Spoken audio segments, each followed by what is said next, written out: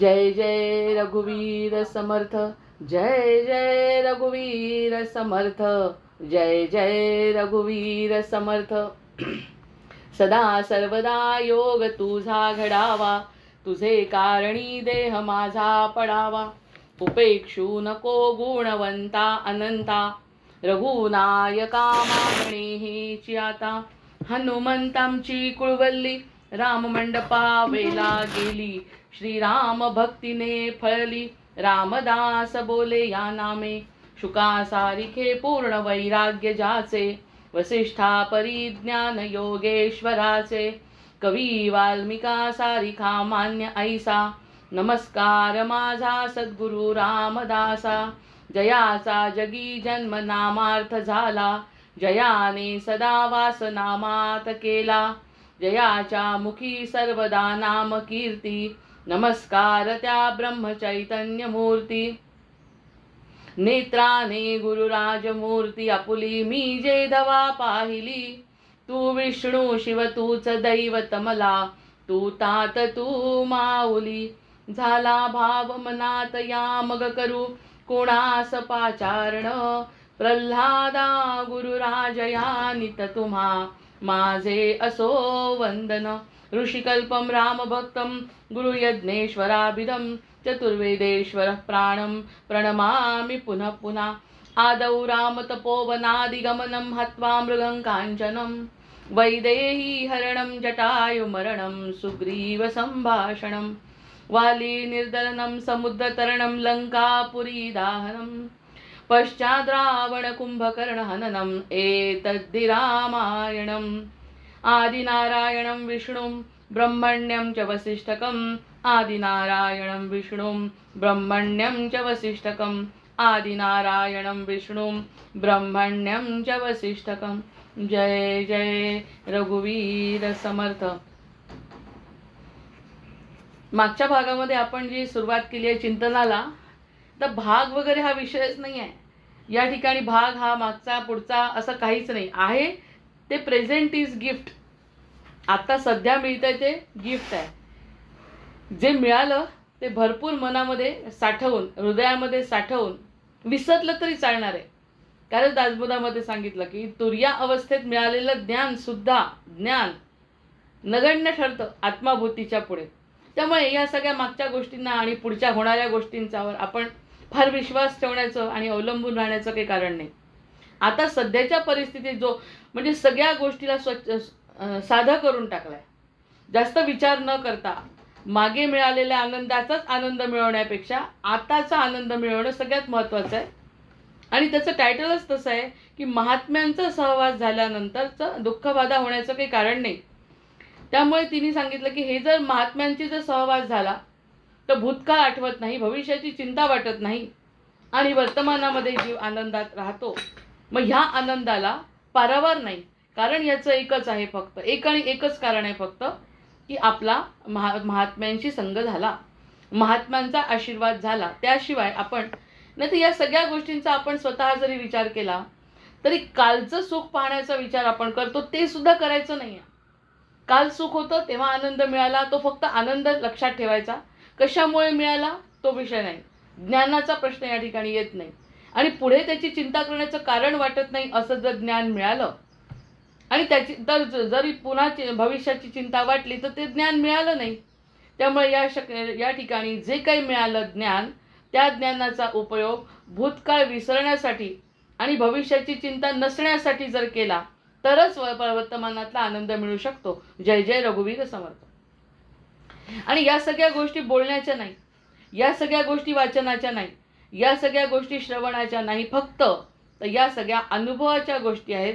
त्यामुळे ब्रह्मानंदम परमसुखदम केवलम ज्ञानमूर्तिम द्वंद्वातीतं गगनसदृशं तत्त्वमस्यादिलक्ष्यम् एकं नित्यं विमलमचलं सर्वधी साक्षीभूतं भावातीतं त्रिगुणरहितं सद्गुरुं तन्नमामि. यामुळे होतं काय? मनोनिवृत्ती परमोपशांती सातीर्थवर्या मणिकर्णिकाच सानंदमानंदवने वसंतं आनन्दकन्दं हतपापवृन्दं वाराणसीनाथमनाथनाथं श्रीविश्वनाथं शरणं प्रपद्ये. कुठे आहे तो विश्वनाथ? काया ही पंढरी आत्मा पांडुरंग. आत्म्याला जर आज आनंद झाला आणि आपल्याला जर तो आनंद वर्तमान काळात मिळाला, तर महत्त्वाची गोष्ट लक्षात ठेवायची आहे प्रत्येकाने. हे पहिलं सूत्र आहे याचं आजचं, की भूतकाळाचा आठव नाही आणि भविष्याची चिंता नाही. या क्षणाचा जो आनंद आहे तो जर पकडता आला तर आणि तरच आपल्याला खरा आनंद मिळू शकतो.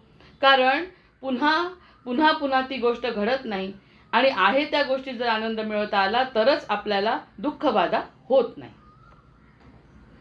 रामा, अशा प्रकारचं या राजाचं तोंडचं अनुभव सिद्ध गहन व्यक्त करणारे शब्द ती राक्षसी जीवनात ऐकत होती. मग ऐकत मी थोडंसं मागचं वाचते कारण मागचा तो अर्धा भाग राहिला आहे, की ती अगदी कान देऊन ही गोष्ट ऐकते आहे. म्हणजेच आपण सुद्धा कान देऊन ही गोष्ट ऐकली आणि याच्यातून जर आपल्याला रामाला जसं सांगितलं तसं आपल्याला जर सांगितलं की काहीच चिंता करण्याचं कारण नाही, तर तो म्हणतोय की ज्याचा कधी अस्त होत नाही असा चिरकाल प्रकाश देणाऱ्या ज्ञानसूर्यासारखी तुमची बुद्धी किती पवित्र आहे.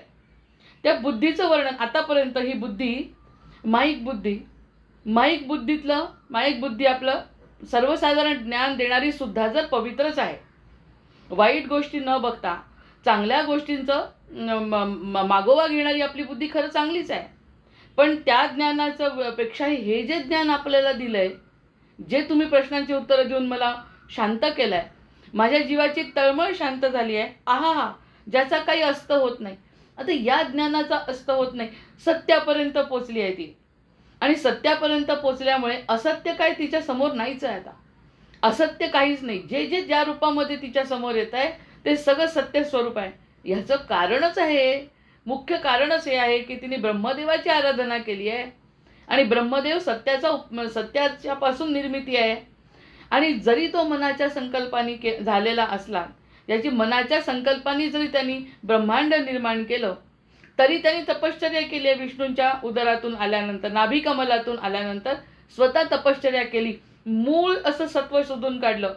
त आणि प हे शब्द वापरून ज्यांनी तपश्चर्या करून सत्याचं ज्ञान घेतलं की माझे वडील कोण आहेत. आणि मुख्य म्हणजे माझे वडील कोण आहे पेक्षा मी कशासाठी उत्पन्न झालो, माझ्या जीवनाचं सार्थक काय. इकडे तिकडे जेव्हा पाहिलं, चारही बाजूंनी जेव्हा त्यांनी ज्ञान घेतलं, तेव्हा त्यांनी तपश्चर्या केली. आणि तपश्चर्या केल्यानंतर जे मिळवलेलं सत्याचं ज्ञान आहे, तिथपर्यंत जाण्यासाठी सहजासहजी कसं जाता येईल. मग त्यामुळे तिला जो अतिशय आनंद झाला आणि तिने सांगितलं की तुमच्यासारख्या विवेकी जगद्वंद्य पुरुषाशी संवाद करण्याचा हा मला अभूतपूर्व भाग्याचा योग वाटतो. ह्या योगामुळे मी अगदी कृतकृत्य झाली. कशाला हे सगळं व्हावं जीवनात, ह्याकरताच माझा जन्म असेल. कोणत्याही प्रकारचं माझं जीवन असलं आधीचं, मी राक्षसी आहे आणि खाल्ल्याशिवाय माझं होत नाही. आणि खाणं नुसतं नाही तर प्रचंड प्रमाणात मी खाते आणि प्रचंड प्रमाणात खाऊन सुद्धा मला समाधान का होत नाही हे मला जेव्हा समजत नव्हतं. लोकांना त्रास देऊन, लोकांना मारून, त्यांना खाऊन, त्यांचं रक्त पिऊन म्हणजे माझी भूक भागत होती. पण तरी ती पूर्ण भागत होती का? नव्हती भागत. आणि आता मी समोर व्यक्ती दिसते पण मी खात नाही. भूक माझी आहे खाण्याची आणि तरीही मी खात नाही. म्हणजे ते तिचं अन्न तिने सोडलं. तसंच आमची भूक आहे इंद्रियाद्वारे सुख घेण्याची आहे. आपली भूक डोळ्यांनी पाहावं वाटतं आणि ज्यांनी आमचं नुकसान होतं ते करावं वाटतं. मनाने विचार वाईट करावे वाटतात, अशी आमची भूक आहे. पण अशी ही भूक, मला ती भूक नकोशी झाली. मला असं वाटायला लागलं या भुकेने माझी तृप्ती होऊ शकत नाही. म्हणून मी प्रश्न टाकले आणि त्या प्रश्नांची उत्तरं मला मिळतात आहे. मिळालेली होती, फक्त त्याला एक शिक्कामोर्तब झालं तुमच्या तोंडाने. मला कुठून मिळाली होती? कारण मला मिळालेली असल्याशिवाय, मला पटल्याशिवाय मी ऐकणारच नाही कोणाचं. आता कोण ऐकतंय सत्यज्ञान? ज्यांच्या नशिबात पहिलेपासून स्वतः मिळवलेलं ज्ञान आहे तेच फक्त ज्ञान ऐकू शकतात. अन्यथा सगळे ते दूर पळतात. सर्वसाधारण लोकांना जर चांगले देवाचं नाव घ्यायला सांगितलं तर ते घेऊ शकत नाही. माणसाच्या रूपात असून सुद्धा ही तर कर्कटी आहे. माणसाच्या रूपात सुद्धा म्हटलं की रामाचं नाव घ्या, कृष्णाचं नाव घ्या, तर त्यांना कापरं भरतं. त्यांची पापं वर येतात आणि ते पापं वर आल्यामुळे ती त्यांचं ज्ञान त्यांचं नाव घेऊ शकत नाही. हृदयात जरी नाव असलं तरी मुखाने घेऊ शकत नाही, कारण त्यांचं प्रारब्ध आडवं येतं. पण कर्कटी अगदी ब्रह्मदेवासारखंच झालंय. आधी तिने तपश्चर्या केली ब्रह्मदेवाची आणि त्यांच्याकडून वर मागितला, तर त्यांनी काय सांगितलं, पटकन वर दिला. आपल्या स्वभावाप्रमाणे होतंय बघा. आपला जर स्वभाव असेल पटकन सोडून द्या, तर सोडत नाही आपण काही. मग ते म्हणजे सोडायची गरजच नाही. तिला म्हणाले खात असताना ते त्या मागच्या आठवायचे आपण तिच्या बाबतीतले प्रसंग. जेव्हा तिने ब्रह्मदेवाची आराधना केली, तर ते म्हणाले असं नाही, आतापर्यंत तू सगळ्यांना खात सुटली की नाही, तर तू आता सगळ्यांना नाही खायचं, पाहायचं कोण वाईट आहे आणि त्यांनाच खायचं. म्हणजे कर्मशुद्धी झाली. कर्मशुद्धी झाली. आता आपल्याला सगळं सोडायचं नाही. क्रोध येतोय का, मग क्रोध येऊ द्यायचा. कशासाठी येऊ द्यायचा, जे आपल्या जन्माला सार्थक होण्यासाठी जे मध्ये येतं त्याच्या बाबतीत क्रोध यायचा. उठसूट क्रोध येणं काही चांगलं नाही, हे जरी लक्षात आलं. जसं कर्कटीला सांगितलं की वाईटच लोकांना खा, तसं क्रोधाला सांगितलं नियंत्रित हो. जाऊ तर शकत नाही, मरेपर्यंत कर्म जाऊ शकत नाही. मग त्या कर्मांना इंद्रियाद्वारे आपल्याकडे ओढण्याचं काम ब्रह्मदेवांनी कर्कटीच्या बाबतीत केलं. आणि मग कर्कटीने प्रश्न विचारल्यामुळे, त्या प्रश्नांना सजग उत्तरं मिळाल्यामुळे कर्कटी बदलली आणि तिला जे हवं होतं तेच. उपाशी आहे म्हणजे शेवटी काही दिवसांनी क्रोध येणारा व्यक्ती या सगळ्या गोष्टीत अडकलेला, लोभ मोह क्रोध मोह याच्यामध्ये अडकलेला व्यक्ती ते करत नाही. जसं कर्कटी जेवत नाही. कर्कटी समोर दिसत आहे, म्हणजे समोर गुलाबजाम दिसतात आहे आणि तरी लोभी मनुष्य खात नाही. ही अवस्था आहे कर्कटीची. हे पटलं असेल आता, की तिच्या समोर व्यक्ती आहे खायचा पण ती खात नाही. तसंच क्रोध करण्यासारख्या गोष्टी समोर आहेत पण क्रोध करत नाही. ही महत्त्वाची उपलब्धी आहे. समोर क्रोध करण्यासारखे, जे पूर्वी ज्यासाठी आपण क्रोध करत होतो ती गोष्ट समोर आली तरी करत नाही. एखाद्या गोष्टीचा मत्सर वाटण्यासारखी, माझ्याजवळ हे नाही आणि त्याच्याजवळ ते आहे असं समोर दिसलं तरी मत्सर होत नाही. म्हणजे क्रोधाला दाबलं नाही, क्रोध निघून नाही गेला पण नियंत्रणात आला. कारण निघून जाणे हे शक्य नाही. या 3 प्रकृतींपासून देह झालेला आहे. त्या देह आणि स्वभावाप्रमाणे पूर्वजन्मीच्या संस्कारांप्रमाणे ते सगळं राहणार आहे. पण त्याला नियंत्रण आणण्याची ताकद या ज्ञानामुळे होते. म्हणून तिकडे आहा, ज्याचा कधीही अस्त होत नाही असं ज्ञान माझ्यासमोर आलेलं आहे. कधीही अस्त होत नाही. किती पवित्र आहे. तुमच्या हृदयातून निघालेले हे वेचक बोल ऐकून मला अतिशय आनंद झाला. सांगायची गरजच नाही. तिला जे पाहिजे होतं ते न खाता पिता, इकडे एकादशीचा उपास म्हणतो आणि खाण्यामध्ये जर लक्ष असेल तर एकादशीचा उपास फळत नाही.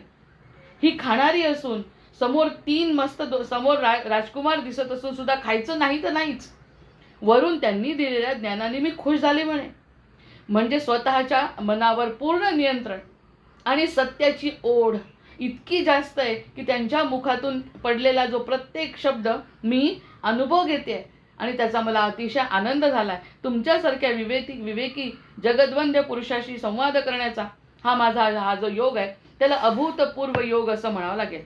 पेटलेली ड्युटी हातात असली, उदाहरण दिलं आहे आता, पेटलेली ड्युटी हातात असली म्हणजे अंधारात चाचपडण्याचा प्रश्न येत नाही. त्याप्रमाणे महात्म्यांचा सहवास झाल्यानंतर कुणालाही दुःखबाधा होण्याचं कारण नाही. हा शब्द अरण्यात सूर्यासारखे, ह्या गडद अरण्यात सूर्यासारखे शोभणारे तुम्ही, तुमच्याबद्दल आदरबुद्धी व्यक्त करणे आणि तुमची माझ्याकडून शक्य असेल ती इच्छा पूर्ण करणे हे माझे कर्तव्य आहे. तरी तुमचे प्रिय असे कोणते कार्य मी करू हे मला सांगा. आता मी तुमच्या ऋणात राहू इच्छिते. मी कृतज्ञता व्यक्त करते, जशी आपण प्रत्येकाची कृतज्ञता व्यक्त करतो. ब्रिजमोहन स्वरांसाठी कृतज्ञता व्यक्त केली. जे कोणी समोर येत आहेत त्यांच्याबद्दल कृतज्ञता व्यक्त केली. आपणही नंतर करणारच आहोत. संपल्यानंतर यायच्या आधी सुद्धा कृतज्ञता व्यक्त केली. संधी मिळाली. ही कृतज्ञता जी आहे ती कृतज्ञता तिने व्यक्त केली की मला हे इतकं छान ज्ञान तुम्ही दिलं. राग तर येण्याचा प्रश्नच नाही. उलट माझी त्याच्यासाठी तळमळ होती ती पूर्ण झाली. मग आता मी तुमच्यासाठी काय करू सांगा. कर्कटी म्हणते की मी तुमच्यासाठी काय करू सांगा. मिळालं खूप आहे. भरपूर आनंदाने भरलेली मी कशाची देवाणघेवाण झाली, ज्ञानाची. आणि या ज्ञानाने दोन्ही जीवाला त्यांनी देण्यानी आणि ह्यानी घेण्यानी खूप आनंद झाला. त्याला देताना आनंद झाला कारण स्तुती परमेश्वराची होते, स्तुती सत्याची होते. सत्याची झाल्यामुळे देणारे घेणारे सगळे आनंदी आहे. जय जय रघुवीर समर्थ. यामध्ये कोणत्याही प्रकारचं प्रदूषण नाही आहे, कोणत्याही प्रकारचा भ्रष्टाचार नाही आहे. देणारा घेणारा कृतकृत्य आहे. यावर राजा त्या राक्षसीला म्हणाला, राक्षस कुलात जन्माला येऊन एवढी तत्वजिज्ञासा, राक्षस कुलात जन्माला येऊन एवढी तत्वजिज्ञासा असणारी तू खरोखर या जगातील अनमोल रत्नासारखी आहेस. किती आनंद झाला असेल. अगदी अनमोल रत्न आहे तू, दुर्मिळ रत्न आहे तू. या जगामध्ये जे अनमोल रत्न आहे त्यापैकी तू आहे. कारण तू राक्षसी कुळातली आहे. राक्षसी कुळातली म्हणजे आधी नकारात्मक भावना काढून, नकारात्मक विचार काढून नॉर्मल यायचं. त्याच्यासाठी किती वर्ष तपश्चर्या आहे तिची. आधी ब्रह्मदेवाची तपश्चर्या, त्याच्यानंतर ब्रह्मदेव म्हणाले की मी तुला पूर्ण माझ्या मुखातून ज्ञान देऊ शकत नाही, तू तुझा अनुभव घे. त्याच्यामुळे बिचारी पुन्हा तपश्चर्या करत बसली आणि तपश्चर्या करून म्हणजे स्वतःमध्ये लीन झाली. आणि असं झाल्यानंतर तिला जे दिव्य तेज मिळालं त्या तेजाने झळाळते ती. आशीर्वाद आणि त्याबरोबर स्वतःचं कर्तव्य. कोणतं कर्तव्य? जगाकडे दुर्लक्ष करणे, मूळ स्वभावाला टाळणे आणि स्वधर्म ओळखणे. हा स्वधर्म आहे. स्वधर्म आत्म्याला काय वाटतं ते, आणि धर्म देहाला काय वाटतं ते. देह प्रारब्धाप्रमाणे चालतो आणि आत्मा हा मूळ चैतन्य स्वरूप असल्यामुळे त्याची तळमळ जो ओळखतो तोच दुर्मिळ आहे. मग असा जो दुर्मिळ आहे, तू रत्न आहे म्हणे माझं. माझ्या समोर जे ठाकलाय किंवा माझी परीक्षा पूर्ण झाली आहे. माझं ज्ञान ज्याला द्यायचं आहे ते ज्ञान घेणारा व्यक्ती तितका सबळ आहे. त्यामुळे तू रत्न आहे. आज काही योगायोगाने तुझी माझी भेट झाली. काहीतरी योग असला पाहिजे, त्याशिवाय आपली भेट होऊ शकत नाही. ही काहीतरी दैवाची लीला आहे. त्यामुळे माझी आणि तुझी भेट झाली. माझी व्यथा दूर व्हावी असा काही संकेत असावा. माझी व्यथा, राजा म्हणतो माझी व्यथा दूर व्हावा असा काहीतरी संकेत असावा आणि म्हणून तुझी आणि माझी भेट झाली. प्रत्यक्षामध्ये हिला असं काही मनात नाही. ही म्हणते माझ्या प्रश्नांची उत्तरं मिळाली म्हणजे मी धन्य झाले. आणि हा म्हणतो तुझी आणि माझी भेट ही काही पूर्वसंकेताच्या शिवाय झालेली नाही. कारण माझ्या राज्यामधले जे लोक आहेत, तू वर्णिलेला विषुचिकेच्या आजाराने पिडलेले आहे, त्यांचा पोटशूळ आणि नाना प्रकारची दुखणी औषधोपचाराने बरी होत नाहीत ग. माझ्या राज्यामध्ये असे काहीतरी रोग पसरलाय की ज्या रोगाने लोक मरत आहेत. त्यांचं पोटशूळ कमी होत नाही. तेव्हा त्यांच्या दुःखावर अन्य काही इलाज शोधून काढावा यासाठी मी रात्रीच्या वेळी बाहेर पडलो आहे. या माणसांना कसं सुख मिळेल, या व्याधीपासून ते कसे मुक्त होतील, त्यासाठी मी खरं बाहेर पडलो आहे. तुझ्याजवळ जर काही मंत्र जडीबुटीचा उपाय असेल तर सांग, मी तो अवश्य करीन. आणि तुला असा उपाय माहीत नसेल तर निदान एवढं तरी कर की या राज्यातील किंवा अन्य कुठल्याही प्राण्याची हिंसा तू करू नको, अशी माझी इच्छा आहे. 2 साध्या गोष्टी सांगितल्या की मला पण आनंद झाला, कारण तुझी आणि माझी भेट. ज्ञान देताना मला आनंद झाला, ज्ञान घेताना तुला आनंद झाला. ही साधी गोष्ट नाही. पण आता निदान एवढी तरी गोष्ट कर की आमच्या देशामध्ये मी का निघालोय रात्रीच्या वेळी निघण्याचं कारण की माझ्या राज्यामध्ये रोगराई पसरली आहे. आणि असं होतं त्याच्यावरती इलाज चालत नाही. रोगराई पसरली आहे. तुला जर काही जडीबुटी किंवा उपाय माहिती असेल तर सांग. बरं तेही नसेल माहिती तुला तर निदान तू आमच्या लोकांना धक्का लावू नको, त्यांचं संरक्षण कर. त्यासाठी तरी निदान माझ्या ज्ञानाचा उपयोग झाला तरी मला आनंद होईल.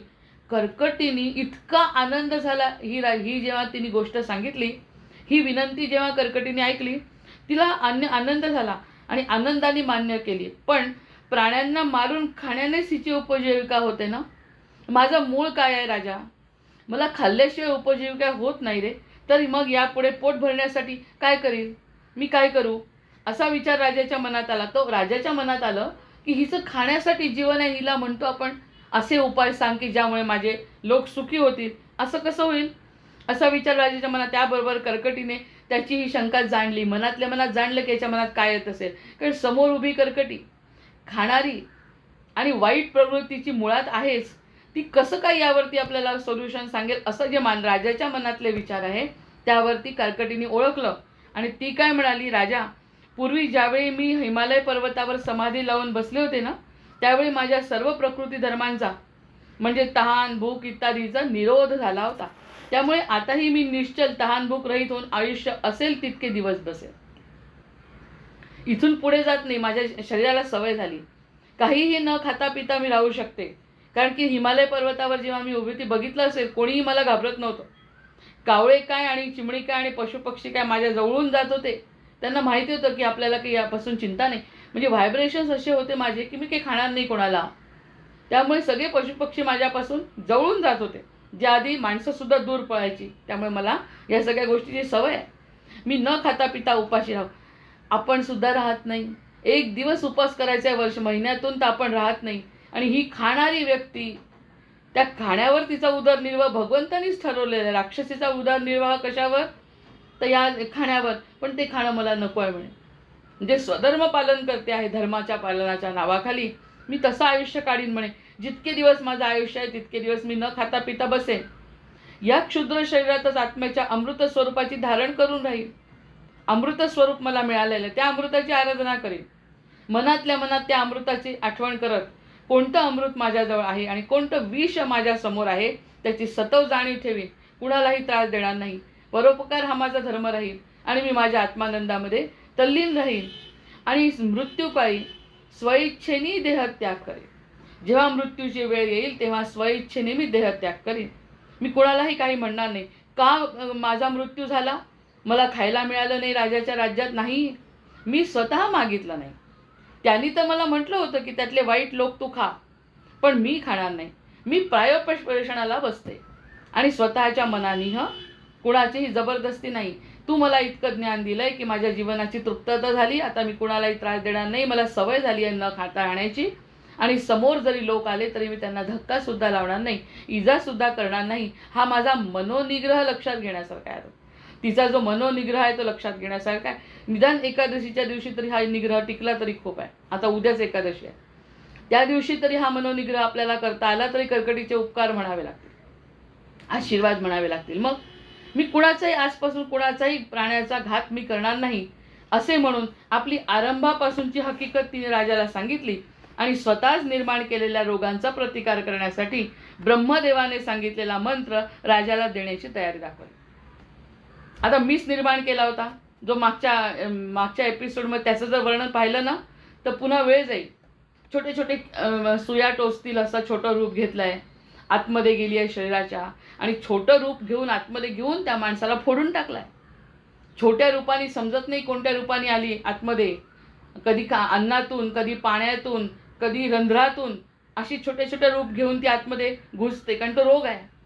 रोगाच्या रूपामध्ये ती आशीर्वाद घेतलाय कोणाकडून तरी, किंवा असं समोर दिसणार नाही, अदृश्यसारखी दिसेल आणि लोकांच्या आतमध्ये घुसल्यानंतर जसा हत्तीपाय होतो तसा पाय त्याचा फुगून जाईल आणि असं फुगल्यानंतर हळूहळू तो मृत्युमुखी पडेल. म्हणजे मी त्याला खाऊन टाकेन असं माझं स्वरूप आहे ना. तर तेव्हा जे मला मिळालं होतं की नाही, तर तो मंत्र मी उलट देते आता, की अशापासून त्यांना अशा प्रकारचे रोग होणार नाही. हा उलटा मंत्र मी तुला देण्याची तयारी दाखवली.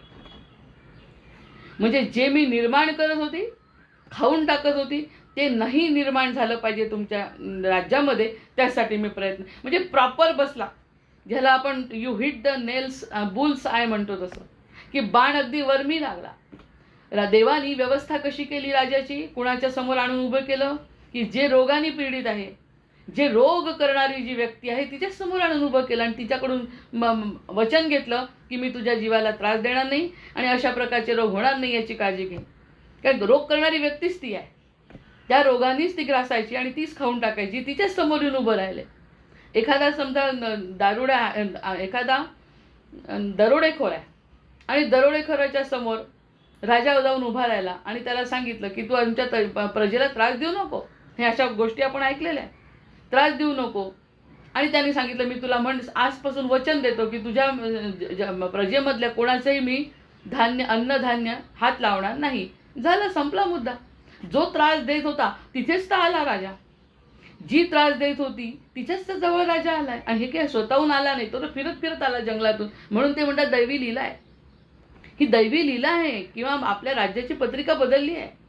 राज्याची पत्रिका बदलली म्हणून राजा कर्कटीच्या समोर आला आणि मूळ जो त्रासदायक गोष्ट आहे त्याच्या समोरच येऊन उभा राहिला. बरं, नुसता उभा नाही राहिला, याच्या ज्ञानाने कर्कटी वेडी झाली आहे अक्षरशः आनंदाने. आणि तिने त्याला आशीर्वाद दिला, मी तुझ्या लोकांना हात लावण, असं राज्य, अशी प्रजा आणि असे सद्गुरू. जय जय रघुवीर समर्थ. ज्या राजाची इच्छा आहे प्रजेचं चांगलं व्हावं, या अशा राजाचं इच्छा आहे प्रजेचं प्रजेचं वाईट व्हावं अशी इच्छा नाही कलियुगासारखी. कलियुगामध्ये येऊ द्या सगळं. कर्कटी ही यांच्याच शरीरात आलेली आहे. राम मंदिर प्रकरण, कर्कटी घुसली आहे इथे, कर्कटी काढतायत राम. कर्कटीचं काढत असताना चरित्र कुठे आहे आणि घडतंय काय. मग असं जेव्हा समोर येऊन उभं राहिलं म्हणजे बरोबर जिथे पाहिजे. आता एखादा रोग झाला आणि त्या रोग करणारे असे अनेक डॉक्टर आहेत, पण त्या डॉक्टरांकडे न जाता जे खरे बरे करणारे आहेत त्यांच्याजवळ जाणं म्हणजे हा सुयोग आहे. अन्यथा चुकून दुसऱ्याकडे गेलो, त्या रोगावर व्यवस्थित औषध मिळालं नाही तर रोग कमी होण्याचं कारण नाही, मृत्युमुखी पडतो. या ठिकाणी मृत्युमुखी होण्याचा प्रश्नच नाही, कारण दुःखबाधा नाही अशा ठिकाणी हा राजा येऊन बसलाय. आणि हे राजा स्वतःहून नाही आलेला. म्हणून म्हणते मानावा राम सर्वदा करता. जर चांगलं मनात असेल तर राम बरोबर अशा लोकांची भेट घडवतो की ज्यामुळे दोन्ही गोष्टींना आनंद मिळतो. मग असं रामा कर्कटी राक्षसीच्या प्रामाणिक कथनामुळे तिने मंत्र देण्याची जेव्हा तयारी दाखवली तेव्हा ऋषी म्हणतात, वसिष्ठ म्हणतात, आहे रामा कर्कटी राक्षसीच्या या प्रामाणिक कथनामुळे राजाला विश्वास वाटला आणि ते तिघेही परस्परांचे जिव्हाळ्याचे स्नेही बनून चालत जवळच्या नदी तीरावर गेले. तिघही सोबत सोबत गेले. छान राजा, राजाचा मंत्री आणि कर्कटी, आणि छान आरामात नदी तीरावर गेले. जवळच्या स्नान केलं, शुचिर्भूत झाले. दोघेही शिष्यभावाने त्या राक्षसीजवळ जाऊन बसले. राक्षसी आता शिष्य झाला. म्हणजे ज्ञान सांगणारा राजा एवढा ज्ञानी असून सुद्धा पुन्हा तो शिष्य बनला. किती गोष्टी शिकण्यासारख्या योग वसिष्ठावर. याच्याजवळ ज्ञान आहे तर शिष्य सोबत करायचं काय कारण आहे. याच्या ज्ञानाने जर कर्कटी मुक्त होते आहे, याच्या ज्ञानाने जर कर्कटीला आनंद होतोय तर ज्ञान देणारा कोण आहे. राजा आहे. पण राजाने कर्कटीचं शिष्यत्व पत्करलं. ह्या ठिकाणी कर्कटीचं तू दुर्मिळ रत्न आहे हे शब्द नुसते शब्द न ठरता त्याने त्याचा उपयोग केला आणि तिच्यासमोर नतमस्तक झाला. तिघांनी नदी तीरावर गेले, स्नान केलं, शुचिर्भूत झाले आणि कर्कटीला आपला गुरु मानून त्याच्या समोर बसले. शिष्यभावाने त्या राक्षसीच्या समोर येऊन बसले. हे जे ट्रान्सफॉर्मेशन आहे ना ते कल्पनेच्या पलीकडे आहे. मुळातली कर्कटी बदलून इतकी बदलली की ज्ञानी माणसाला पायावर झुकवलाय. किती गोष्टींचं चर्चा करायची आणि चर्चा करायची, कारण आपल्याला मागचं विसरायचंय, पुढची चिंता करायची नाही. त्यामुळे आजच या क्षणी प्रत्येक गोष्टीची चर्चा करायची म्हणजे क्षणाचा आनंद मिळेल. काहीही नसतं, वाईटातून नॉर्मल येऊन चांगलं होणं आणि चांगलं होऊन सर्वोत्तमाला झुकायला लावणं हे कर्कटीचं आयुष्य आहे. जो सर्वोत्तम ज्ञानी आहे राजा, त्या राजाला अतिशय शुद्ध हेतूने तिच्या समोर आलाय आणि त्या शुद्ध हेतूने आलेल्या राजाला सुद्धा गुडघ्यावर आणलाय. असा ज्ञानाचा प्रकाश आहे. आणि इथे खोटं जो असतो तेव्हा त्यांचे सख्खे, ज्यांच्याद्वारे खोटेपणा केलाय, ज्यांच्याद्वारे भ्रष्टाचार केला, ते सुद्धा केव्हा तोंड उघडतील सांगता येत नाही. जय जय रघुवीर समर्थ. तुलाही दिलं, मीही घेतलं, आणि तरी सुद्धा एवढे पैसे देऊन एवढं सगळं करून केव्हा हा आपल्या विरुद्ध बोलेल सांगता येत नाही. आणि या ठिकाणी सगळे शुद्ध हेतून एकत्र आलाय आणि आपले कर्कटी अतिशय वाईटातून तिचं वाईट बॅकग्राऊंड विसरा आता सगळं तिचं वाईट बॅकग्राऊंड, त्याच्या समोर हा सर्वोत्तम झुकलेला आहे. या ठिकाणी योग वसिष्ठ कार्य करतं. खोट्यांचे काम तोंड दाबलं तरी खोटे जास्त वेळ चूप बसू शकत नाही. एक वेळ आली की मांजरीच्या पिलासारखं तिच्या डोक्यावर बसून उडून जातात. कोणत्या वेळी तुमचं खोटं बाहेर पडेल सांगता येत नाही, कारण जोपर्यंत पैसा आहे, जोपर्यंत सत्ता आहे तोपर्यंत ठीक आहे. अन्यथा कोणत्या वेळी तुम्हाला प्रारब्धाची काठी बसेल सांगता येत नाही. आणि योग वसिष्ठ वाचलं असतं तर अशा वेळा आल्या नसत्या, पण वाचत नाही. त्यामुळेच तर कलियुग आहे. मग त्यांनी जेव्हा सांगितलं नदी स्नान केलं, शुचिर्भूत झाले, शिष्यभावनेने त्या राक्षसीच्या समोर येऊन बसले. नंतर कर्कटीने आता नंतर एकेका वाक्यावर कर्कटीने काय केलं, ब्रह्मदेवाने सांगितलेल्या पद्धतीने विषुचिका मंत्राचा उपदेश केला. विषुचिका मंत्राचा उपदेश केला. अत्यंत स्नेहार्द्र झालेल्या त्या दोघांना निरोप देऊन ती राक्षसी हिमालयाकडे निघाली.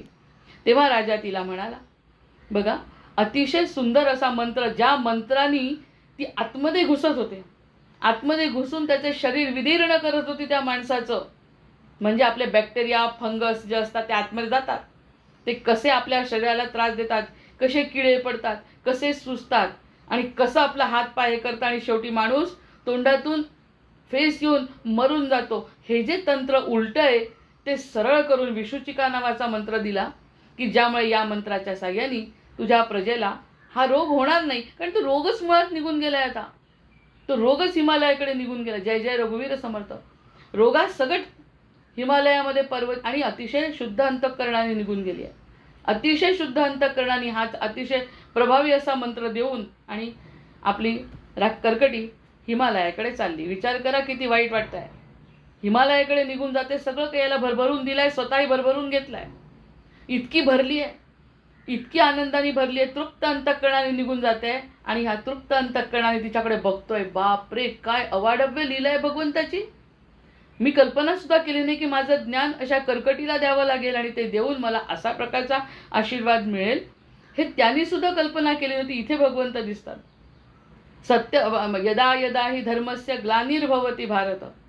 या मनामध्ये दोघांच्या जे चांगले विचार आले ते भगवंताचं स्वरूप आहे आणि या स्वरूपाने त्यांनी एकत्र आणलं दोघांना. दोघांचंही कल्याण झालं. राजाचं कर्तव्य झालं आणि हिचं सुद्धा आत्मकल्याण झालं आणि अशी बिचारी कर्कटी हिमालयाकडे निघून चालली. कर्कटीच्या नव्या जीवनाला सुरुवात झाली. इकडे राजाचं काय होणार आहे, अतिशय उत्तम होणार आहे राज्य, प्रश्न नाही.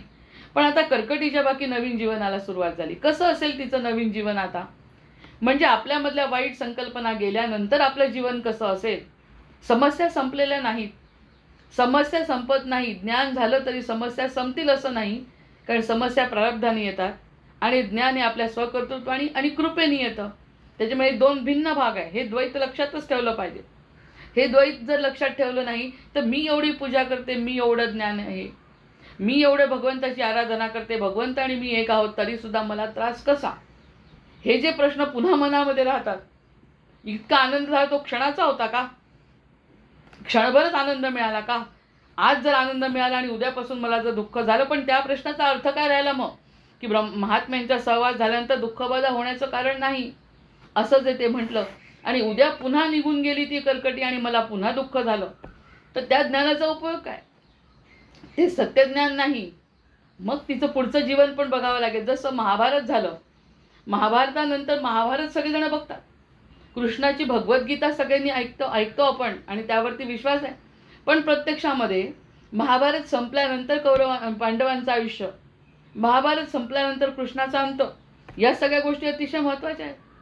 त्याचा जर त्रास करून घेतला की काय मिळालं मला, तेच म्हणणं होतं अर्जुन त्याचं, काय मिळालं मला या सगळ्या गोष्टींचं. भगवंतात तू सोबत होता, भगवंतात तू सारथ्य केलं आणि एवढं सगळं मिळून मला राज्य मिळालं, त्याचा उपयोग काय जर माझे बहीण भाऊ आणि आई वडील नसतील, माझे गुरु नसतील. पुन्हा ते नकारात्मक विचार, म्हणजे ते नकारात्मक विचार काढून जर युद्ध केलं आणि पुन्हा जर तुला राज्य मिळालं आणि पुन्हा तुझ्या मनात तेच विचार असतील तर दुःखबाधा निवारण झाली का, नाही. त्यामुळे महाभारतानंतरचं सुद्धा आयुष्य 5 पांडवांचं, द्रौपदीचं आणि कृष्णाचं, कृष्णाने स्वतः एवढा जगद्वंद्य जगद्गुरू असून अवतारामध्ये त्यांनी सांगितलं की जर मला गांधारीने शाप दिला तर तो मी स्वीकारतो. प्रत्यक्षामध्ये अनंत कोटी ब्रह्मांडाचा नायक आहे, त्यांनी स्वीकारायची काहीच गरज नाही. हा जो स्वीकार आहे त्या ठिकाणी सत्य आहे. नाही तर मी एवढं केलं, मी काय वाईट कोणाचं केलं म्हणून माझं सगळं कुळ नष्ट होईल आणि कुळ नष्ट झाल्यानंतर मी सुद्धा एका बाणाच्या साह्याने मारल्या जाईल, हे मी का ॲक्सेप्ट करावं जर मी भगवंत आहे तर. पण हे त्याचे दुष्परिणाम नाहीत, हे सकारात्मक परिणाम आहेत. मी हे सगळं कर्तव्य बुद्धीने केलं, ज्यांना राज्य मिळायचं त्यांना मिळालं, ज्यांचा अंत व्हायचा होता त्यांचा अंत झाला, पण त्या अंत करत असताना मला शाप मिळाला, तो शापही मी स्वीकारतो. हे भगवंताचं वाक्य आहे. त्यामुळे ज्ञान झाल्यानंतर त्रास होत नाही अशातला भाग नाही. स्वतः कृष्ण त्यांच्यासोबत असून पांडवांना जो मानसिक त्रास होणार होता तो झाला नसेल तर ते भाग्यवान आहे. आणि कृष्णाने सुद्धा ते स्वीकारलं. मग कृष्ण जर स्वीकारतोय तर बाकीच्यांचा हा जो सत्याचा भाग आहे नंतरचा, महाभारत युद्धानंतरचा, म्हणून त्याला महाभारत ही इतिहास न म्हणता होणारी सतत होणारी घटना म्हणतो आपण. मग ह्या गोष्टीचा त्रास वाटत नाही तर ते ज्ञान टिकलं असं म्हणायचं. मग धर्म हा धारण करायचा आहे, धर्म हा ऐकायचं नाही आहे, धर्म हा श्रवण नाही करायचा, धर्म हा स्वधर्म झाला पाहिजे आणि तो धारण केला पाहिजे. मग तो धारण केला तरच कर्कटीला ह्या सगळ्या गोष्टींचं ज्ञान झाल्यानंतर धारण जर तिने केलं तर त्याचा उपयोग आहे. म्हणून महाभारत हे फक्त महाभारतापुरतं युद्धापुरतं न बघता त्याचे परिणामसुद्धा बघायला पाहिजे. मग त्या परिणामांनी नंतर काय घडलं, नंतर एकदा महाभारत राज्यावर बसले पांडव, म्हटलं की संपत नाही. त्यांना त्यांची मानसिक अवस्था कशी स्थिर ठेवावी लागली, कृष्ण नसताना त्याला कसा त्रास झाला या सगळ्या गोष्टींचा विचार करायला पाहिजे. कृष्ण नसताना त्याची शक्ती निघून गेली. कृष्ण असताना इतका बलवान आणि कृष्ण नाही म्हणून 50 बायकांचा तो सामर्थ्याने स्वीकार नाही करू शकला. त्या ठिकाणी साक्षिणी बुद्धीने बघायला पाहिजे की तो होता मग मी सगळं करू शकतो, तो नसला तर मी हतबल आहे. म्हणजे महत्त्व माझं प्राधान्य माझा कृष्णाला आहे, माझ्या या कर्माला नाही. या सगळ्या गोष्टी धारण केल्या तर अभिमान होणार नाही. तर अर्जुनाला सुद्धा अभिमान झालाच होता की मी माझ्यामुळे हे सगळं घडलं. मग ते धारण करणं नाही. कृष्ण सोबत असून सुद्धा तू त्याला धारण करू शकला नाही. म्हणून कर्कटीच्या नव्या जीवनाला काय सुरुवात होते. हे सहृदय राक्षसी, तू आम्हा दोघांची आता गुरु आणि मैत्रीण झाली आहेस. तू तर मैत्रीणही आहे आणि गुरु आहे. तू आमचा पाहुणचार घ्यावा, इतक्या दिवसांचा उपवास सोडावा या हेतूने आम्हीच तुला आमंत्रण देतो. हे कल्याणी, मनुष्याकृती स्त्रीचं रूप घेऊन सुंदर वस्त्रालंकार धारण करून तू आमच्या घरी चल आणि तिथे सुखाने राहा. छान रूप घे, चांगलं एखाद्या सुंदर स्त्रीचं छान वस्त्र अलंकार धारण कर आणि माझ्या घरी येऊन राहा. राजा म्हणतोय माझ्या घरी नाही तर हिमालयाकडे जायचं आहे तिला. पण प्रपोजल आलं. कोणतं प्रपोजल आलं राजाकडून की तू असं असं कर. यावर हसून कर्कटी म्हणाली, मी लहान झाले, स्त्री रूपात राहिले तरी सुद्धा माझे मनोरूपी शरीर स्वतः स्वभावतः राक्षसी असल्यामुळे एखाद्या सामान्य मनुष्याप्रमाणे भात भाजी खाऊन माझी तृप्ती कधी होणार नाही. तुझ्यासारखं जे अन्न आहे ते खाऊन माझी तृप्ती होणार नाही. मला रक्त मांसाचं राक्षसी भोजन पाहिजे रे. कारण जोपर्यंत हा देह व्यवहारात आहे तोपर्यंत त्याचा पूर्व स्वभाव पालटणे कठीण आहे. आपला सनातन धर्म की नाही या सगळ्या कर्माला किती महत्त्व देतो. स्पष्ट म्हणते ज्ञान असून सुद्धा दोन्ही ज्ञानी बोलतात आहे, पण मला माहिती आहे मला काय करणं आवश्यक आहे. मला माझं जे शरीर आहे ते शरीर तुमच्यासारखं भात भाजी खाऊन माझं शरीर थांबणार नाही आहे ना. त्यामुळे मला हे सगळं रक्त मांस हे सगळं मला लागणार आहे. त्यावर राजाने उपाय सुचवला. राजा म्हणाला, तू राजकुलातील अन्य स्त्रियांप्रमाणे राहा. तेवढ्या अवधीत माझ्या सर्व राज्यात दुष्कृत्य करणारे चोर, फाशीचे कैदी असे जितके अपराधी सापडतील त्यांना एकत्र करून तुझ्या स्वाधीन करतो. वाईटात चांगलं तू माझ्याकडे राहा, माझ्या स्त्रियांच्या सोबत राहा. आणि तिथे आता माझ्या याच्यात कोणाला वाईट काम केलं म्हणून फाशीची शिक्षा होते, काहीतरी दुष्कृत्य करतात असे लोक सापडतात. तेव्हा 80% नव्हते, 20% तर सापडत असतील, आता 80% सापडतील. आता जर राक्षसीण आली तर 80% लोक तिच्या घशात जातील. तेव्हा निदान 20% तरी मिळतील ना लोक असे ज्यांना ज्यांना शिक्षा होते की नाही माझ्या राज्यात, ते सगळे तुझ्या समोर आणून ठेवतो. नंतर तू आपलं खरं रूप राक्षसी रूप घे आणि या सगळ्यांना खाऊन राक्षसी स्वरूप घेऊन हिमालयातील स्वस्थानी जा. आधी माझ्या राज्यातले जे जे वाईट लोक आहेत ना, म्हणजे रोग तर नाहीच राहणार आणि वाईट लोकसुद्धा खाऊन टाक. आणि मग तेवढं झाल्यानंतर निवांत बसून त्या सर्वांना खाऊन टाक.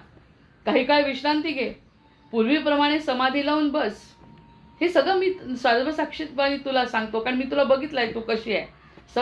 समाधीतून जेव्हा जागृत होशील, देहभानावर येशील, तेव्हा ते पुन्हा तू पुन्हा इकडे निघून ये. काय केलं, काही दिवस इथे खा.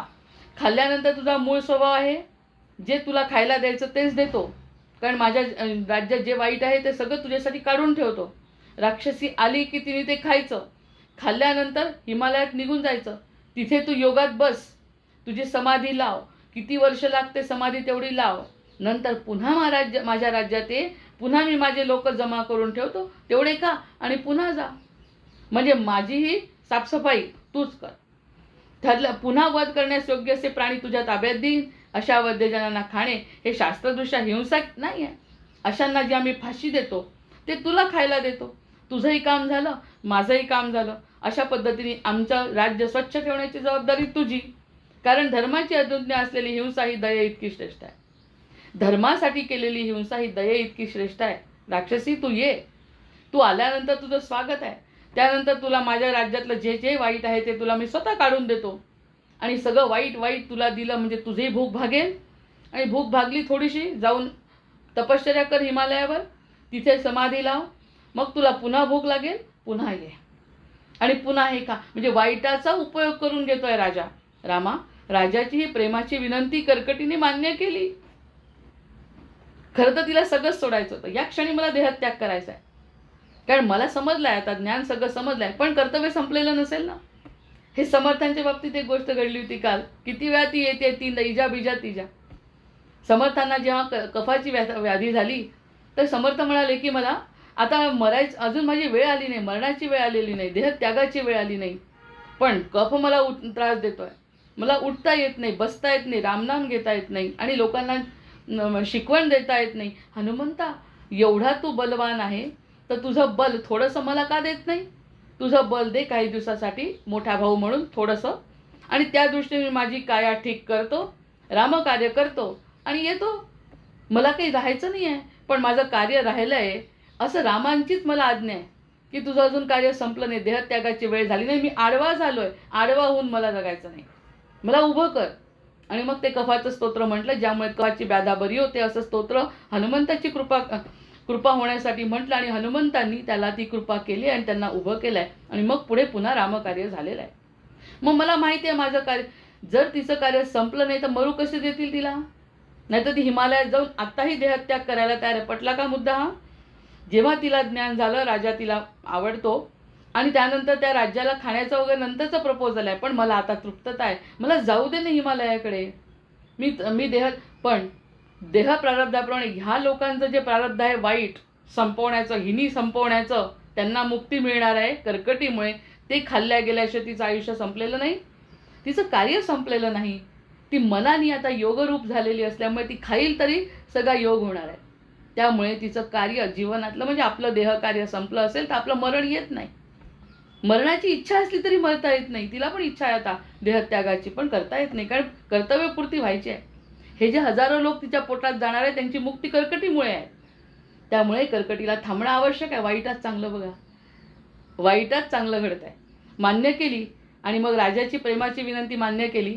ठीक आहे, मानावा राम सर्वदा करता, तू म्हणशील तसं. आता खायला सांगितलं तरी खाईन, नाही खायला सांगितलं तर समाधीत बसेन, दोन्ही याला मी तयार. किती सुंदर या ठिकाणी आपल्याला मोठा संकेत, अतिशय मोठा, की मी आता रामाला समर्पित केलेलं आहे, त्याच्यामुळे राम जसं ठेवेल तसं ती तयार आहे. नाही तर आपल्याला तेव्हा मला इतकं ज्ञान झालं, आता मी कशाला थांबू? माझ्या मनाने काहीच नाही, राम जसं समोर परिस्थिती आणेल तसं राहायचं आहे, कर्तव्य करायचं आहे. मग तिने म्हटलं सुंदर स्त्रीचं रूप घेऊन ती राजवाडी इतकी सुंदर बनली. ते की मायावी लोक आहेत सगळे, जसा मारीच झाला आणि स्वतः रावण सुद्धा किती वेगवेगळ्या प्रकारचे रूप घेऊन रामांच्या समोर आलेला आहे. मोह पाडतोय, सगळ्यांना मोहित करतोय. हे जे लोक असतात, शूर्पणखा लक्ष्मणाच्या समोर आली. आता हे लक्ष्मण आणि राम असल्यामुळे त्यांनी ओळखलं, अन्यथा ते सौंदर्य बघून कोणी भाळेल? यक्ष किन्नर असतातच नाहीतरी तशा प्रकारचं रूप घेऊन रावणाने ब्राह्मणाचा वेश घेऊन, स्वतः दशग्रंथी ब्राह्मण आहे, शिवाचं सगळं त्याला ज्ञान प्राप्त आहे, त्यामुळे अतिशय सुंदर तेजस्वी असं रूप घेतलं आहे ब्राह्मणाचं. आणि भिक्षाम देही म्हणून सीतेच्या समोर उभा राहिला आहे. हे कोणत्याही प्रकारचं रूप घेऊ शकतात हे लोक. मायावी आहे, तशी ही मायावी आहे आणि त्यातले तर ज्ञानी आहे. आता तर ती ब्रह्मदेवाची लाडकी आहे, जसं तो शिवाचा लाडका आहे तशी ही ब्रह्मदेवाची लाडकी आहे. त्याच्यामुळे तिने अतिशय सुंदर देखणं असं रूप घेतलं, इतकं सुंदर देखणं रूप घेतलं आणि राजवाड्यामध्ये आली. जाणार होती हिमालयात, राजवाड्यामध्ये आली, कारण कर्तव्यपूर्ती झालेली नाही आहे. माझं जीवनाचं कार्य ज्ञान झालं म्हणून संपलं नाही आहे, ज्ञान झालं म्हणून मुक्त व्हायचं असं नाही. ज्ञान झालं तरी ज्ञानी माणसासारखं जगून नांदतो राज्यात तीर्थी कमलपत्रासारिका, कमलपत्रासारखं राज्यामध्ये जसा भरत नांदला तसं हिला नांदायचं की मला माझं कर्तव्य करायचं आहे, जशी भगवंताची इच्छा असेल तसं. मग ती आली, ठरल्याप्रमाणे क्रमाप्रमाणे राजा कैदी आणून तिच्या स्वाधीन करायचा आणि प्रचंड उग्र रूप धारण करून त्या सर्वांना काखोटीला मारून हिमालयावर गमन करायचे आणि त्यांच्या रक्तमांसाचे यथेच्छ भोजन ती करायची. यथेच्छ भोजन भरपूर, काही ती चिंता नाही. आता ह्याला तर चोरीचं उदाहरण देऊ शकतो. कृष्णाच्या चोऱ्या करायचा. आता चोऱ्या करणं जर वाईट आहे तर यथेच्छ चोरी करून सुद्धा भगवंत गोड आहेत. या ठिकाणी ती इतरांना खाते, कचकच कचकच कचकच खाऊन खाते, रक्तमांसाचे लचके तोडते, तरी ती उत्तम आहे. कारण हे सगळं घडलेलं आहे. आधी जे वाईट आहे त्यांना खायचं आहे आणि वाईट काढून दिलाय राजाने जो ज्ञानी आहे, आणि जी ज्ञानी आहे तिच्या समोर आणून दिलाय. खा. कर्तव्य करत असताना मारलाय द्रोणाचार्यांना आणि सगळ्यांना मारून सुद्धा अर्जुन अलिप्त आहे, कारण सांगतोय भगवंत करायला. मी थोडी खातोय, मी स्वतः जाऊन कोणाला मुंगी मारली तर मला पाप आहे. भगवंतांनी सांगितलं की माणसं मारतो, मी मारतो. आणि मारल्यानंतर यथेच हा हा हा करत, जसे राक्षस किती गडगडाट हास्याचा असतो त्यांचा राक्षसांचा, सुंदर रूप ती राजवाड्यात घेतलाय आणि गडगडाट करत खात्या, काही चिंता नाही, मोकळ्या मनाने सगळ्यांच्या समोर खात्या, कारण भगवंतांचं कार्य आहे. मग तिने जे खाल्लं रक्तमांस यथेच्छ भोजन करून काही काय विश्रांती घेऊन समाधीस्थ होईल. म्हणजे खाल्लं पिलं तिच्या शरीराला मिळालं, पुन्हा समाधीत. असा तिचा क्रम वर्षानुवर्ष चालला. म्हणजे वर्षानुवर्ष साफसफाई आधी जे कोणालाही खातो त्या साफसफाईसाठी ठेवूनच घेतलं भगवंतांनी तिला, की वाईट काय दिसलं की खा, वाईट काय दिसलं की खा. चांगला जवळून मुंगी जरी गेली तरी हात लावत नव्हती. चांगला व्यक्ती सांगितला नाही ना राजाने, नाही हातही लावणार नाही, उलट त्याला आशीर्वाद देत असेल जे समोर आले त्याला. आणि ज्याला खायला सांगितलं यथेच्छ तडतड तडतड खात असेल. काय अवस्था आहे, काय ज्ञान मिळाल्यानंतरची अवस्था आहे. तुझंच देहकर्म कर, फक्त ज्ञानी हो, फक्त बाकी काहीच नाही. तुला तुझं तुझं कर्तव्य करायला मी देतो. तुझा स्वभाव वाईट आहे ना, वाईटच तुझ्या समोर आणतो, तेवढं बाजूला कर फक्त. तू रोग पसरवत होती ना, रोगाचा मंत्र दिला तिने की रोग होऊ नये म्हणून. वा, ही देवाची लीला आहे. म्हणून नवल घडावे गे माये, माझ्या जीवनात नवल घडावं. असं नवल जर जीवनात घडलं तर परमेश्वर प्राप्ती होते, हे रामांना सांगतायत बरं वसिष्ठ सगळे. मग वर्षानुवर्ष हा क्रम चालला. रामा, जीवनमुक्ताप्रमाणे कालक्रमणा करणारी ही राक्षसी हिमालय पर्वताकडे निबिड अरण्यात अद्यापही सुखानी नांदते आहे. जय जय रघुवीर समर्थ. म्हणजे चिरंजीवित्व आहे तिचं. अजूनही हिमालयामध्ये ती राक्षसी नांदते आहे असं रामाला सांगताय. रामाच्या काळातलं तुझ्या समोर सुद्धा ती येऊ शकते कधी काळी, अशा पद्धतीची राक्षसी आहे. राक्षसी कंदरा देवी बनली आणि नंतर जी आहे ती राक्षसी कंदरा देवी बनली. म्हणजे या देवीचं तिला रूप प्राप्त झालं. कदाचित ती सुद्धा हिमालयामध्ये कुठेतरी देवळाच्या स्वरूपात असेलही. विक्रमानंतरच्या राजांनीही हाच क्रम चालू ठेवला. म्हणजे तिचं जीवन आहेच अजून, ती चिरंजीव आहे. विक्रमादित्याची नंतरची पिढी आली त्यांनी सुद्धा तेच सुरू ठेवलं, की जसं तिथे एक राक्षसीण आहे, तिला बोलवायचं, तिला आपल्या राज्यातले सगळे वाईट लोक द्यायचे, ती खाते, ती निघून जाते, ती बिचारी काही त्रास देत नाही, हे राजाच्या मुलाला लहानपणापासून सांगितलं. त्यामुळे राजपुत्रांनी सुद्धा आणि त्याच्या मुलांनी सुद्धा हा क्रम सुरू ठेवला. ती राक्षसी आहेच, ती राक्षसी आहे, कारण हे एक लीला आहे भगवंताची. ती आहे. अखेरीस समाधीतून उतरून खाली येणेही तिला बरे वाटेना. शेवटी अशी अवस्था झाली की तिला समाधीतून खाली उतरता येत नव्हतं. मग तेव्हा रोगांचा गुन्हेगारांचा बंदोबस्त न झाल्यामुळे किरातांच्या राज्यावर संकटे येऊ लागली. शेवटी म्हणजे आता यांचं प्रारब्ध संपलं. जे लोक प्रारब्धानी राहत होते त्यांचं रोग कमी झाले, जे लोक प्रारब्धानी होते त्यांना ती खाऊन मुक्ती देत होती. पण शेवटी आता अशी झाली की 3-4 पिढ्या संपल्यानंतर तिला येता येईना, तिची सुद्धा तब्येत बिघडली. मग ती खाली यायची नाही. मग गुन्हेगारांचा बंदोबस्त ती करू शकत नव्हती. किरातांच्या राज्यावर संकट आली तेव्हा तेथील लोकांनी राजधानीच्या तटावर एक प्रचंड देवालय बांधून त्या राक्षसीची मूर्ती देवी म्हणून बसवली आणि त्या देवीसमोर वद्य प्राण्यांचा शिरच्छेद करण्याचा क्रम सुरू केला. ती खाली येऊ शकत नव्हती म्हणून एक तटबंदी बांधली. म्हणजे शेवटी तिचं अस्तित्व आणलं. त्या ठिकाणी एक देवीची मूर्ती म्हणून स्थापन केली, राक्षसीची मूर्ती म्हणून. आपण कधी म्हणतो या राक्षसीची काय मूर्ती असते, पण ह्या सगळ्यांचा इतिहास असतो. मग तिथे भक्तिभावाने पूजा अर्चा करू लागले. प्राण्यांची शरीरे फाडणारी म्हणून कंदरा देवी असं तिचं नाव ठेवलं. त्यानंतर किरात राज्यातील रोगराई आणि आपत्ती नाहीशी होऊ लागली त्या देवीच्या दर्शनाने. रामा, कोणत्याही ठिकाणी जशी भावना ठेवावी तसं फळ मिळतं रे. जशी भावना ठेवली, ती येऊ शकत नाही, तर या लोकांनी तिचं मंदिर स्थापन केलं. तिला कंदरा देवी का म्हटलं, कारण ती प्राण्यांची शरीरं फाडत होती, त्यामुळे तिला कंदरा देवी हे नाव ठेवण्यात आलं. आणि त्यानंतर किरात राज्यातील रोगराई आणि आपत्ती नाहीशी होऊ लागली. रामा, कोणत्याही ठिकाणी जशी भावना ठेवावी तसं फळ मिळतं. रामा, जगाचं वास्तविक स्वरूप काय आहे या संबंधीचे निरूपण करीत असताना मला कर्कटीने केलेल्या तत्त्वज्ञानविषयक प्रश्नांचे स्मरण झाले आणि या ओघात मी तुला या राक्षसीचा इतिहास सांगितला. मला राक्षसी आठवली, राक्षसीचं वर्तन आठवलं, राक्षसीचं कर्तृत्व आठवलं, राक्षसीचं ज्ञान आठवलं आणि हे सगळं मला आठवल्यामुळे तुला सांगितलं. या सगळ्या गोष्टींचा तू उहापोह मनातल्या मनात कर आणि तुझं आयुष्य कसं जगायचं ते तू ठरव. तुझ्या आयुष्याचे निर्णय तू घे, कारण अशा प्रकारचं आयुष्य असतं. ज्ञान किती महत्त्वाचं आहे. ज्ञानाचा सूर्य उगवल्यावर अज्ञान राहत नाही. या सगळ्या घटना तू लक्षात ठेव आणि त्याप्रमाणे तू तुझ्या आयुष्याला सुरुवात कर. जे राम 17-18 वर्षाचे होते, ज्यांना अतिशय नैराश्य आलं होतं की मी काय करू, माझ्या राजांचा त्रास मला सहन होत नाही, माझ्या राज्यातल्या लोकांचा त्रास मला सहन होत नाही, हा प्रश्न घेऊन गेलेले राम वसिष्ठांच्या समोर. त्यांना वसिष्ठ अशा प्रकारचं उत्तर देत आहेत. आता रामांनी स्वतःच्या मनाचा निर्णय करायचा आहे की आता पुढचं आयुष्य आपण कसं घालवायचं, हे ज्ञान मिळालंय. ज्ञान देणारे वसिष्ठ आहेत, ज्ञान घेणारे परब्रह्म आहेत. स्वतः परब्रह्मानी हे ज्ञान नररूपामध्ये रामाच्या रूपात स्वीकारलं आहे आणि त्याचा स्वीकार करून आणि पुढे राम बनलेले आहेत. या सगळ्या गोष्टींचा आपल्याला अगदी मुळापर्यंत जाण्याचा हा जो योग आहे तो योग वसिष्ठांनी शक्य आहे. त्यामुळे त्या सगळ्यांची समर्थांची कृपा समजून या ठिकाणी मी आजच्या या प्रवचनाला विराम देते.